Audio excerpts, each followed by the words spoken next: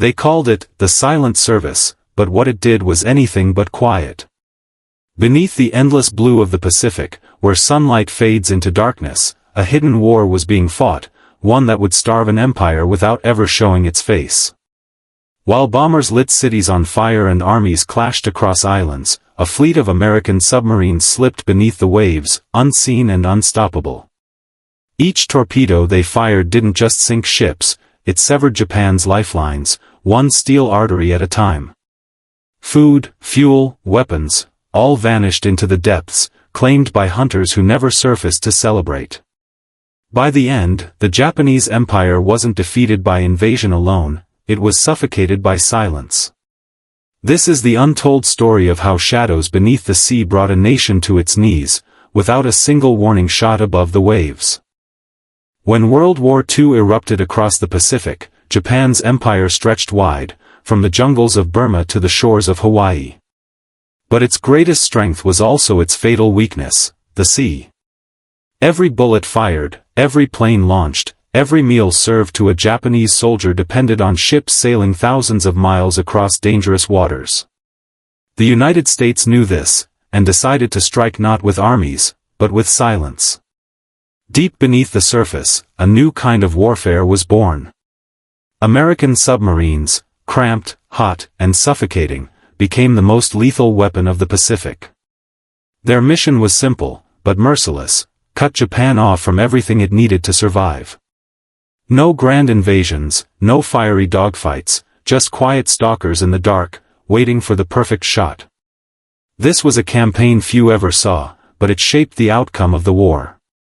While the world watched battles rage above, the true destruction of Japan's war machine was happening below, in the cold, black depths of the ocean.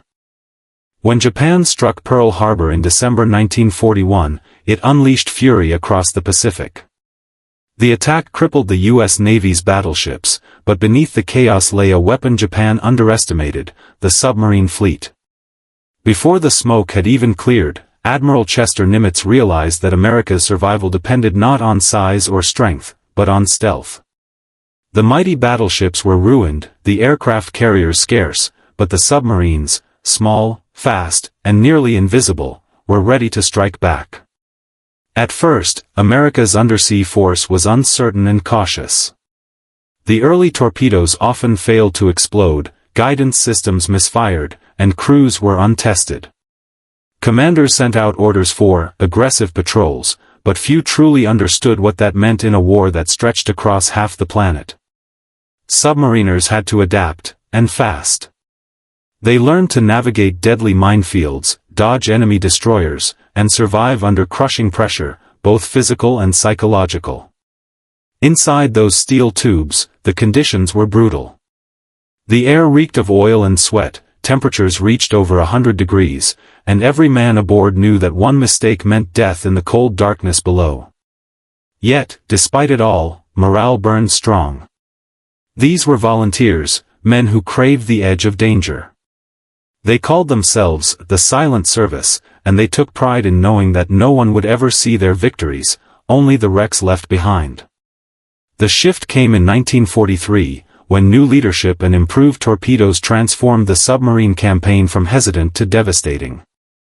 Admiral Charles Lockwood, a relentless and fearless strategist, took command of the Pacific submarine fleet and demanded results.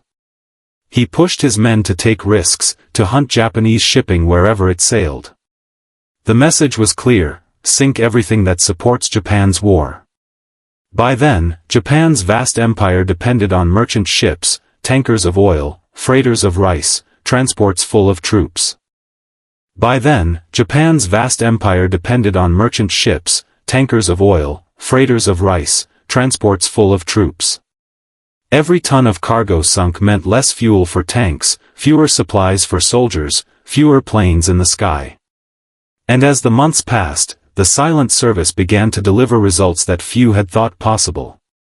Japanese convoys started vanishing without a trace. Merchant fleets once numbering hundreds were reduced to fragments.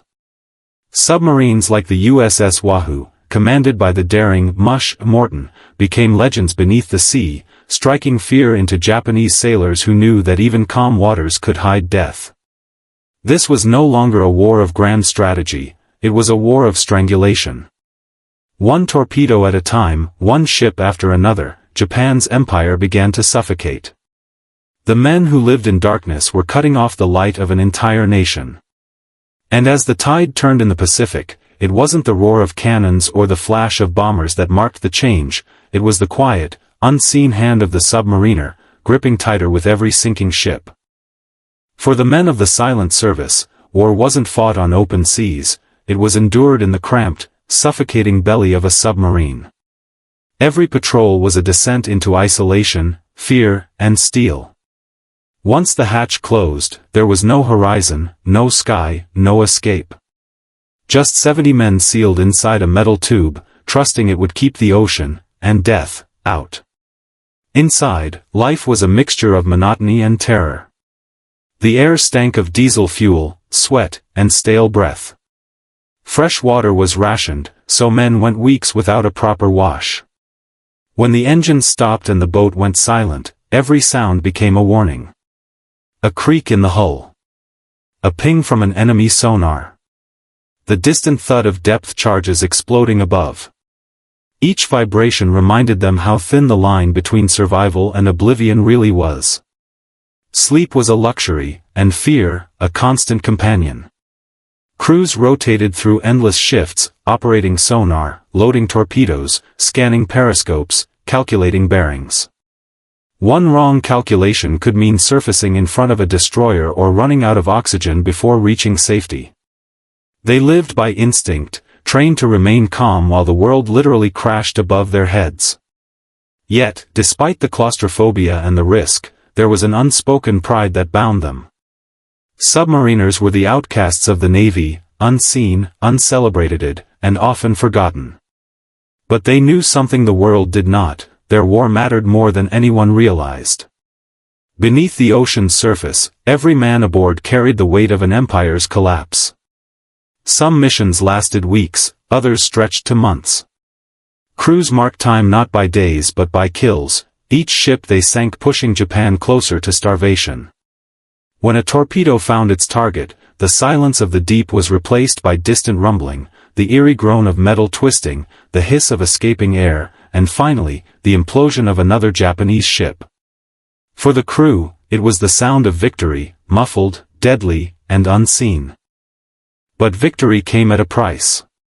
Submariners faced one of the highest casualty rates of any American service branch during the war. Out of 288 U.S. submarines that went to sea, 52 never returned.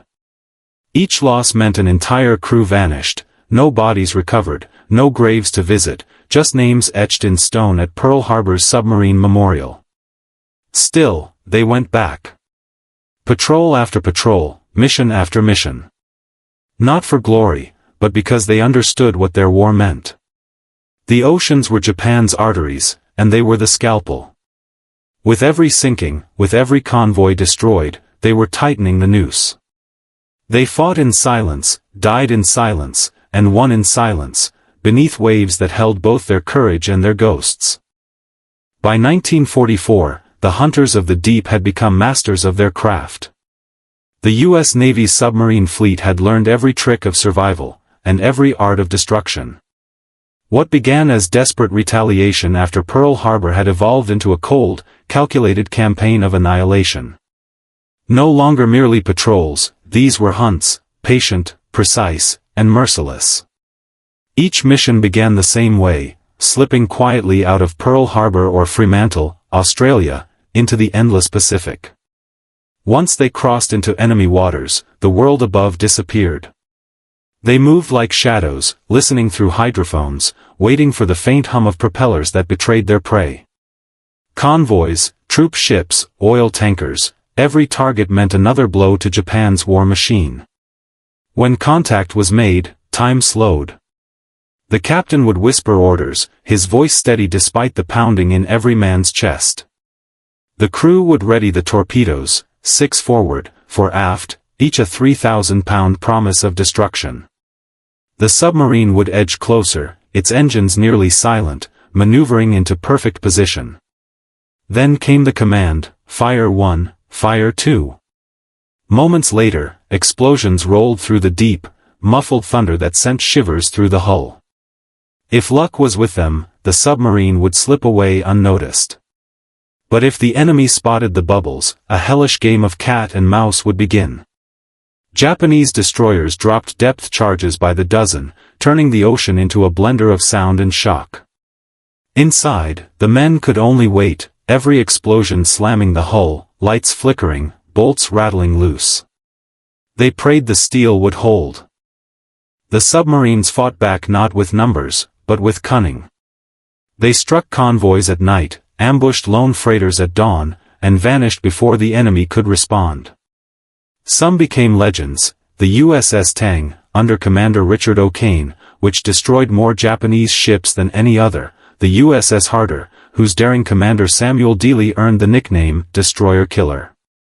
But perhaps no name struck more fear than the USS Wahoo. Led by Dudley "Mush" Morton, it turned submarine warfare into something almost mythical. Morton's daring attacks, surfacing in daylight to finish off crippled ships with deck guns, made him a hero among his men and a nightmare for Japan's navy. "Shoot the sons of bitches," he'd say, and he did, until Wahoo vanished on her final patrol, lost forever in the Sea of Japan. For every victory, there was loss. The ocean was both ally and enemy, a silent witness to bravery and tragedy alike. Yet, with each success, Japan's maritime lifeline grew thinner. Tankers that once carried vital oil from the Dutch East Indies were gone. Merchant fleets that fed millions were shattered. The silent hunters had become the hand of famine, unseen, unstoppable, and patient. And as they stalked the sea, Japan's empire began to starve, not from bombs or battles, but from the quiet terror beneath the waves.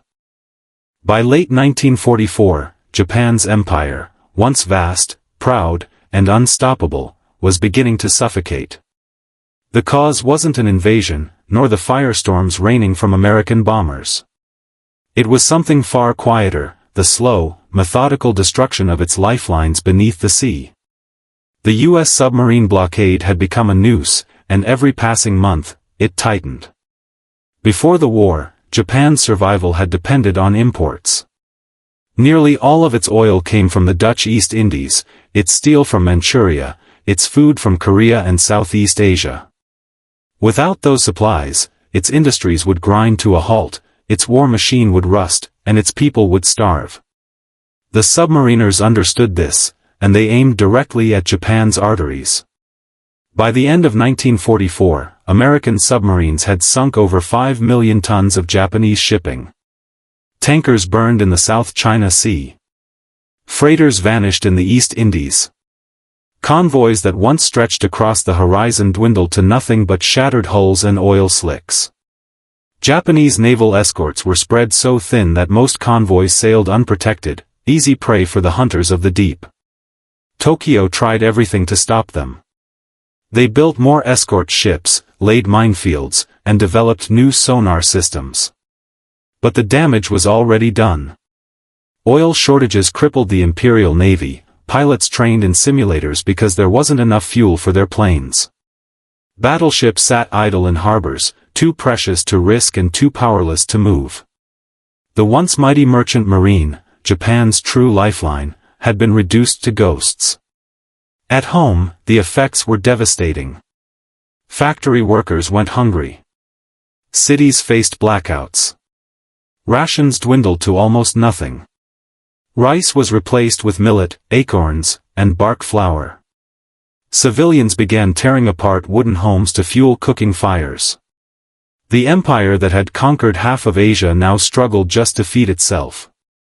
By 1945, the Japanese High Command faced an unthinkable truth: they could no longer fight a modern war. Without oil, ships couldn't sail. Without raw materials, weapons couldn't be built. Without food, soldiers couldn't march. The submarines hadn't just destroyed Japan's navy, they dismantled its entire ability to exist as a war power. The Pacific had turned from an empire's greatest asset into its graveyard. The very waters that had carried conquest to foreign shores now carried death back home. For every Japanese soldier who fell on a battlefield, 10 more were defeated by hunger, by exhaustion, by the quiet destruction that came from below. And through it all, the submariners remained unseen. No headlines, no parades, no fame. Just silent patrols, cold calculations, and the steady tightening of a grip that would never be loosened. The Japanese Empire wasn't bombed into surrender, it was starved into it. And the men who did so from the depths, where victory came not with explosions, but with silence. Victory in the depths did not come without sacrifice. For every Japanese ship that vanished beneath the waves, an American submarine faced the same deadly odds. The men who fought this invisible war lived on borrowed time. There were no reinforcements, no rescue once caught, only the cold certainty that one mistake meant eternity at the bottom of the sea. 52 U.S. submarines never returned from their patrols. Some were crushed by depth charges, others trapped by mechanical failure, a few simply disappeared without a trace. Each boat carried an average of 70 men, entire crews erased in an instant. Their final messages were never heard, their coordinates never found. They remain entombed in steel coffins somewhere in the black silence of the Pacific, sailors who became part of the sea they once ruled. Those who survived carried invisible scars. Months of isolation, constant tension, and the sound of explosions echoing through the hull had left them changed. Many couldn't sleep in silence again, others found it impossible to adjust to normal life. They had fought a war that few understood and fewer celebrated. While bomber pilots and infantrymen returned to parades, submariners came home to quiet docks and empty recognition. Their victories had been unseen, and so, too, were their wounds. But among them burned a sense of pride unlike any other. They knew that they had done what no army or air force could, they had strangled an empire without ever setting foot on its shores. Historians would later call it one of the most decisive campaigns in military history. In less than 4 years, less than 2% of the U.S. Navy, the submariners, had destroyed more than half of Japan's merchant fleet and crippled its economy beyond recovery. Still, even as the war ended, the moral weight of their actions lingered. Many wondered if the starvation and suffering they caused among civilians had gone too far. It was a question without an answer, because in war, victory and morality rarely walk hand in hand. When Japan finally surrendered in August 1945, it did so not only because of the atomic bomb, but because the nation was already dead inside, bled dry, starved, and broken. And the men who had done it, those ghosts beneath the waves, surfaced in silence. They had ended the war as they had fought it, unseen, unheard, and uncelebrated it. Their story remains one of quiet courage, proof that sometimes, the greatest victories are not won with noise and glory, but with patience, precision, and the unbearable weight of silence. The ocean still guards their graves, but their legacy endures, in every ripple, every whisper of the tide, and every reminder that freedom often comes from the depths where no one dares to look. When the guns fell silent and Japan surrendered, the world looked to the skies, to the atomic bomb, to the ashes of Hiroshima and Nagasaki, as the symbols of the war's end. But beneath the waves, far from headlines and history books, another weapon had already done its work. Long before the mushroom clouds rose, the U.S. submariners had already broken the empire's spine. They fought not for fame or glory, but for survival, and in doing so, they changed the course of history with nothing but steel, courage, and silence. For the men who lived that life, there were no victory parades, no medals pinned in grand ceremonies. Their triumphs were secret, their graves invisible. Yet, in every submerged wreck, in every sunken ship, lies proof of their resolve, of ordinary men who waged an extraordinary war in darkness. Their story reminds us that not all battles are loud. Some are fought in the spaces where breath is shallow, light is gone, and hope flickers against impossible odds. The submariners of World War II didn't just destroy fleets, they demonstrated that endurance, intelligence, and discipline could defeat an empire more completely than any bomb ever could. History often celebrates the thunder of war, the explosions, the charges, the victories shouted across battlefields. But the quiet wars are the ones that truly define us. Wars where courage whispers instead of roars, where sacrifice hides beneath the surface. The U.S. submariners taught the world that victory doesn't always come from strength alone, sometimes it comes from patience, from shadows, and from those who dare to fight unseen. And though the ocean keeps their secrets, it also keeps their honor, drifting eternally through the deep, where silence itself became a weapon. Because in the end, the empire wasn't defeated by bombs or invasions. It was defeated by silence.